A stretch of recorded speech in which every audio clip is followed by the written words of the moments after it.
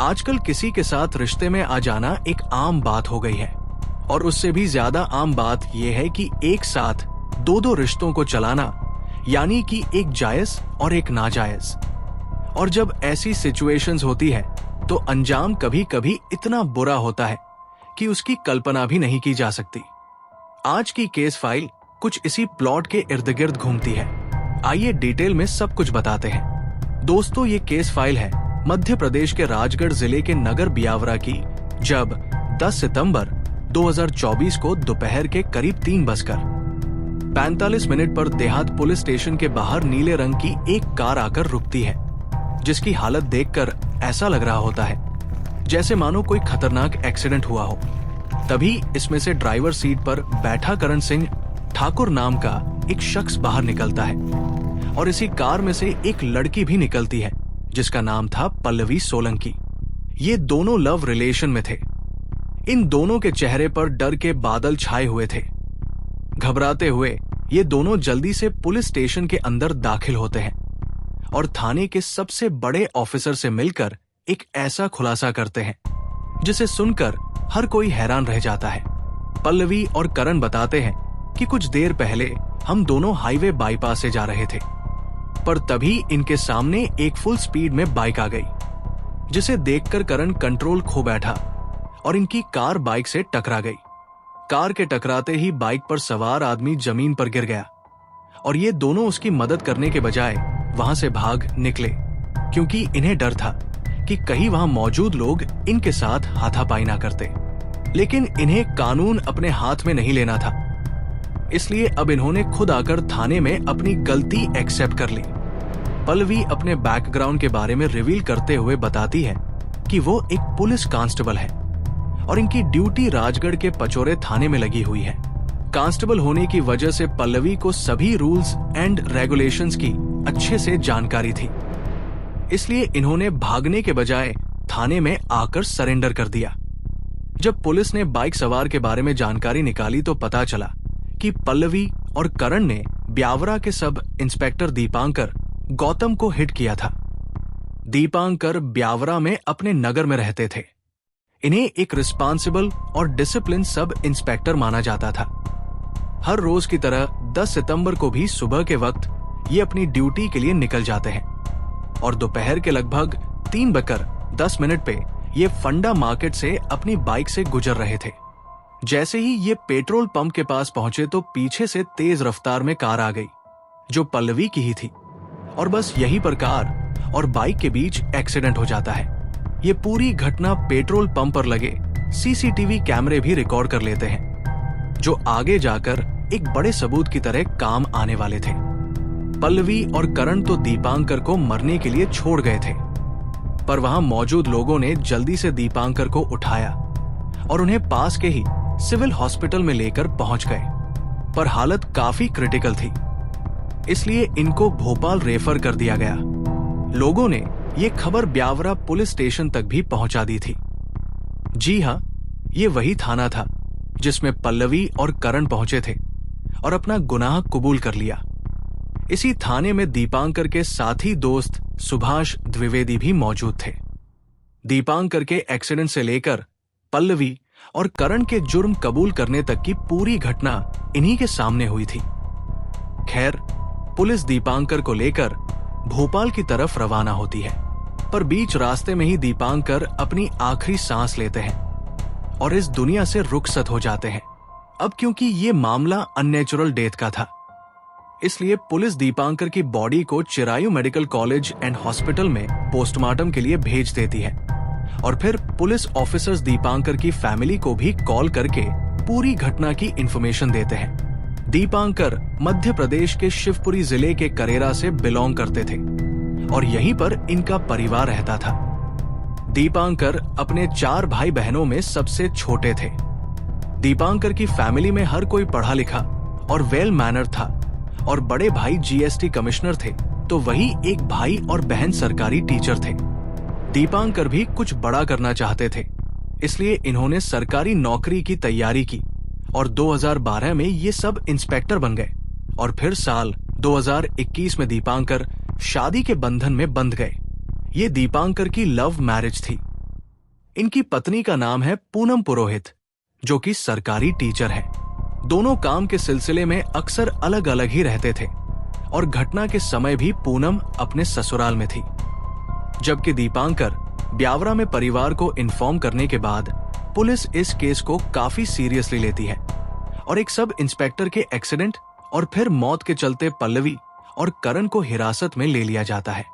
पल्लवी और करण दोनों ने इस एक्सीडेंट को अचानक हुई गलती के रूप में डिफाइन किया था, पर पुलिस फिर भी इस केस की तह तक जाने का फैसला करती है और केस की जांच पड़ताल शुरू होती है। सबसे पहले पुलिस उस लोकेशन पर पहुंचती है जहां ये हादसा हुआ और यहां मौजूद आसपास के लोगों से पूछताछ करती है। जो भी लोग उस घटना के वक्त मौजूद थे वो सब अपना अपना बयान देते हैं और पुलिस को कुछ चश्मदीद गवाह मिल जाते हैं। इसलिए पुलिस एक एक करके सभी गवाहों के स्टेटमेंट दर्ज करना शुरू कर देती है, जो आगे जाकर इस केस के लिए बहुत अहम सबूत बनने वाले थे। पेट्रोल पंप की छानबीन के दौरान पुलिस को पता चलता है कि यहाँ कई सारे सीसीटीवी कैमरे लगे हुए हैं, जिनसे केस को आगे बढ़ाने में काफी मदद मिल सकती थी। इसलिए पुलिस अब इन सभी कैमरों को खंगालने का फैसला करती है और साथ ही पेट्रोल पंप से कुछ दूरी पर जो कैमरे थे उन्हें भी चेक किया जाता है।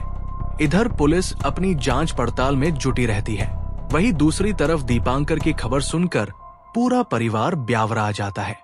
केस के बारे में जानने के लिए पुलिस दीपांकर के परिवार से भी पूछताछ करती है और दीपांकर की पत्नी पूनम बताती है कि 10 सितंबर की दोपहर को दीपांकर ने मुझे कॉल किया था और हम दोनों की नॉर्मल बातचीत हुई थी। दीपांकर की आवाज या बातों से ऐसा बिल्कुल भी महसूस नहीं हो रहा था कि उन्हें किसी से खतरा है या फिर किसी बात की फिक्र है। सब कुछ बिल्कुल नॉर्मल था। ये सुनकर अब पुलिस दीपांकर के पिता से इन्वेस्टिगेशन करती है। दीपांकर के पिता बताते हैं कि 5 सितंबर को उन्होंने आखिरी बार दीपांकर को देखा था जब वो घर पर आया था।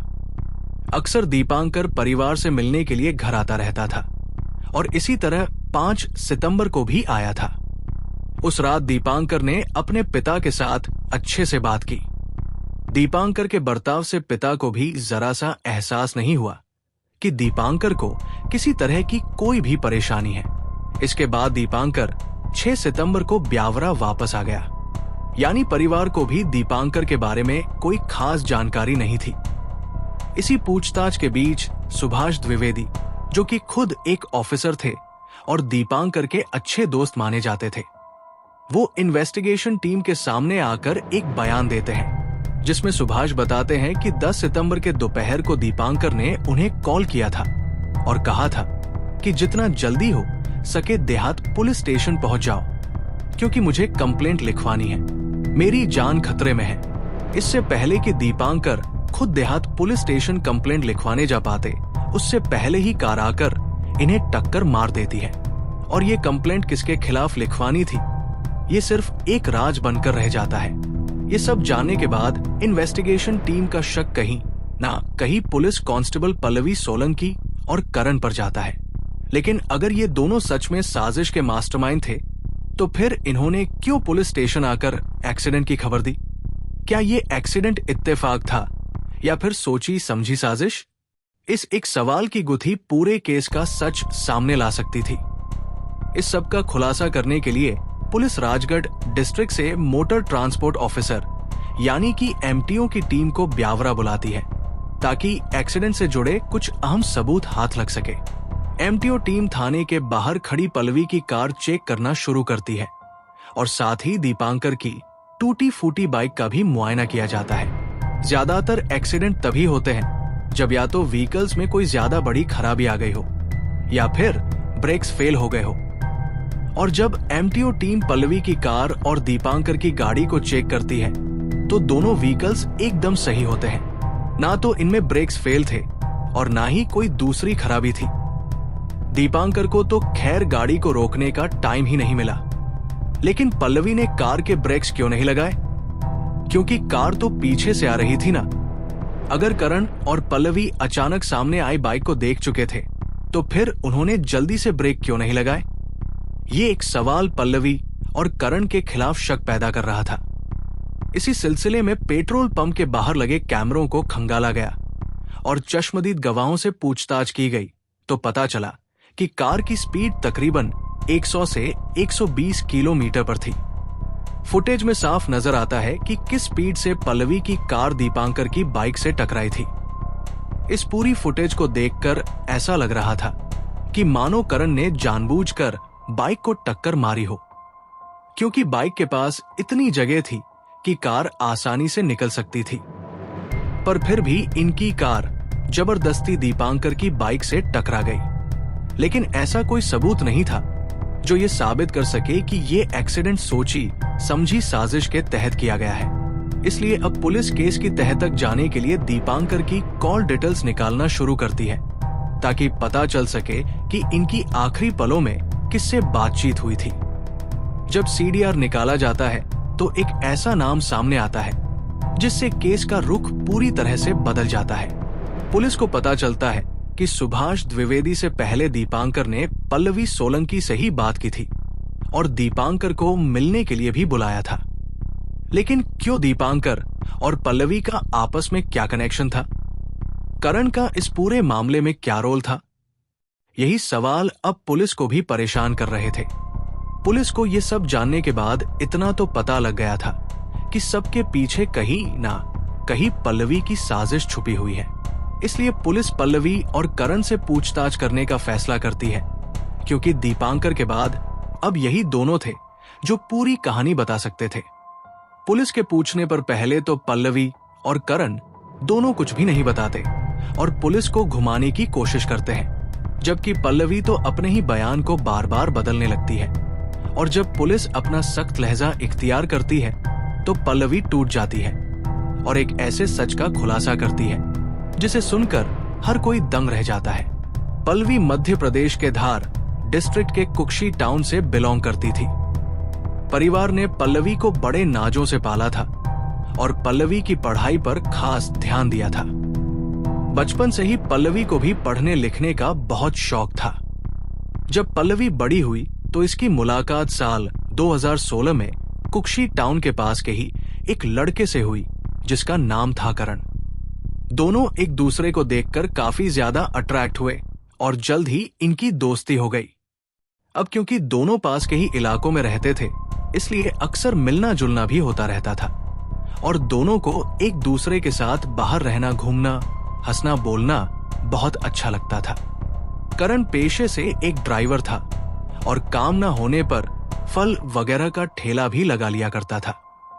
धीरे धीरे करण और पल्लवी की नजदीकियां बढ़ती गई और ये दोस्त से लव पार्टनर बन गए। इनका मिलना जुलना कुछ ज्यादा ही होता था। इसलिए जब गांव वालों ने इन्हें इस तरह से घूमते फिरते हुए देखा तो पूरे गांव में इनकी चर्चा होने लगी और दोनों के परिवार तक भी ये बात पहुंच गई। दोनों परिवारों ने आपस में बैठकर बात की। करण का परिवार पल्लवी को अपने घर की बहू बनाने के लिए राजी था, पर पल्लवी की फैमिली को करण बिल्कुल भी पसंद नहीं था, क्योंकि वो अपनी बेटी का हाथ एक ड्राइवर के हाथ में नहीं थमाना चाहते थे। उन्हें अपनी बेटी के लिए एक जिम्मेदार और एक अच्छी नौकरी पेशे वाला लड़का चाहिए था। इसलिए उन्होंने करण का रिश्ता ठुकरा दिया। पर अब करण भी पल्लवी के साथ रहना चाहता था और देखते ही देखते दोनों परिवारों के बीच एक बड़ा विवाद बन गया। ये मुद्दा इतना बढ़ गया कि पंचायत तक जा पहुंचा। पूरे मामले को सुनने के बाद पंचायत अपना फैसला सुना देती है कि करण और पल्लवी आज के बाद किसी भी तरह का कोई रिश्ता नहीं रखेंगे। यानी इन दोनों को पंचायत ने अलग अलग रहने का हुक्म दे दिया था। अब क्योंकि पंचायत का फैसला था, इसलिए पल्लवी और करण भी दोनों अलग हो जाते हैं। इसके बाद पल्लवी पुलिस कांस्टेबल की तैयारी करती है और 2018 में इसका सिलेक्शन भी हो जाता है। सब कुछ नॉर्मल चलता रहता है। बेटी की नौकरी के बाद माँ बाप भी पल्लवी के लिए लड़का ढूंढना शुरू कर देते हैं और 2020 में एक लड़का भी इन्हें पसंद आ जाता है। दिसंबर 2020 में ही पल्लवी की शादी फिक्स हो जाती है और कार्ड्स वगैरह भी छप जाते हैं।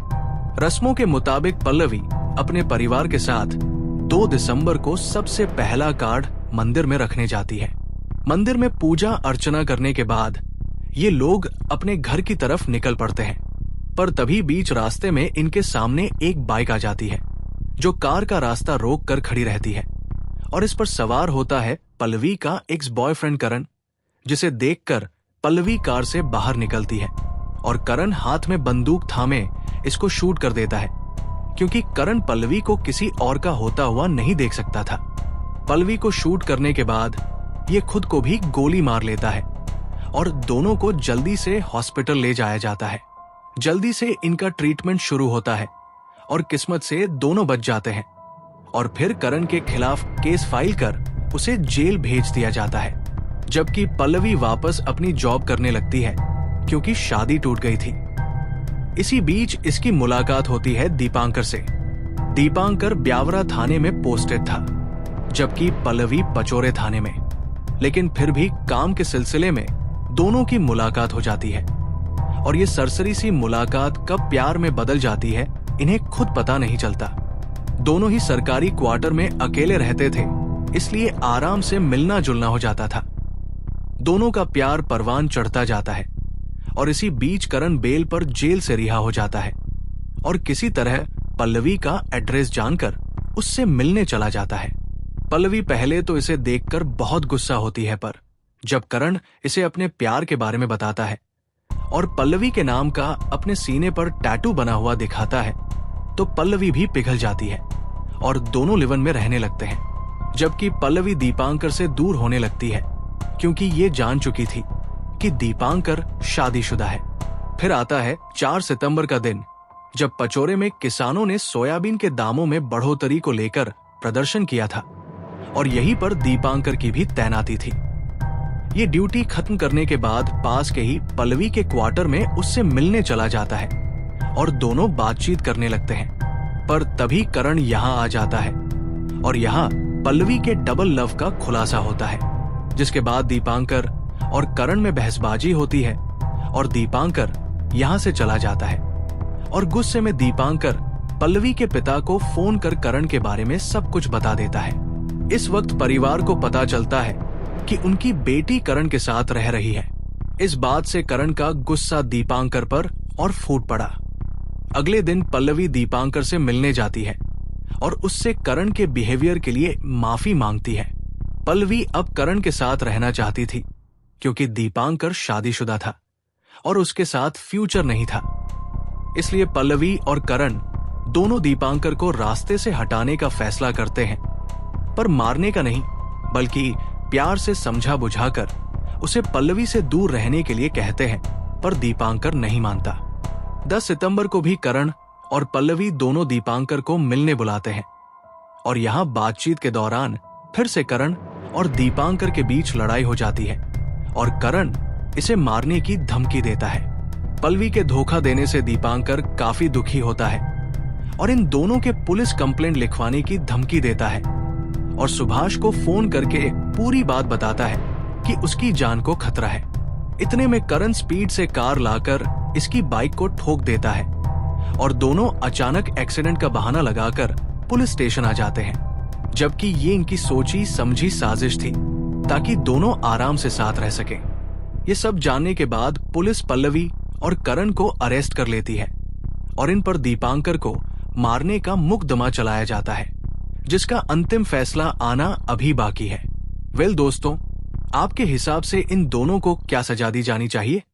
अपनी राय कमेंट सेक्शन में जरूर दें। वीडियो को लाइक और शेयर करके चैनल को सब्सक्राइब करके बेल आइकॉन प्रेस करें, जिससे आने वाली वीडियोस मिस ना हो। मिलते हैं आपसे अगली वीडियो में।